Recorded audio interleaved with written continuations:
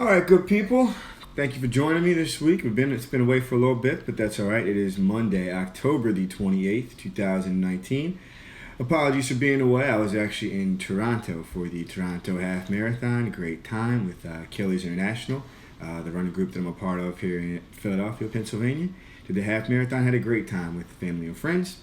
And we are back this week. So expect us to get back on schedule here. Expect us to get back on schedule, pardon me. Get back in the flow of things with the videos. This is our Motivation Monday. For those of you who are new to the channel, Mondays are our day to be uplifting, be positive, bring you something to think about, something to work on for that week. Also, a reminder to check out our sports picks. We'll do those each and every Friday moving forward. This week will be the next week of the NFL, so expect that Friday. Before today, I wanted to continue on the topic of the last Motivation Monday that we touched on. Last Motivation Monday, if you guys remember, and you can feel free to watch it, is on what would you be willing to sacrifice for yourself.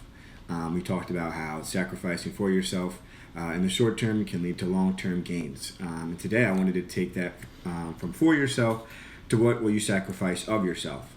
And for me this week, being in Toronto, doing that amazing experience that I had with the Achilles chapter in Toronto, and being with so many great volunteers that were there, kind of really brought this to home for me, from the sense that I was around a lot of people that give a lot of their time, a lot of their effort, a lot of themselves for us to be able to be successful in running the best race, myself included in that we were able to do, whether it be from traveling, taking time from work, etc. And when I got back, I talked with one of our volunteers, and he made the point to me that sacrificing of himself was actually rewarding, in the sense that it made himself better. Without even realizing it, he got more out of it than me and my father and other athletes that were there claimed to get out of it. So I really took that to heart and wanted to kind of expand on that, and I did some homework for this video.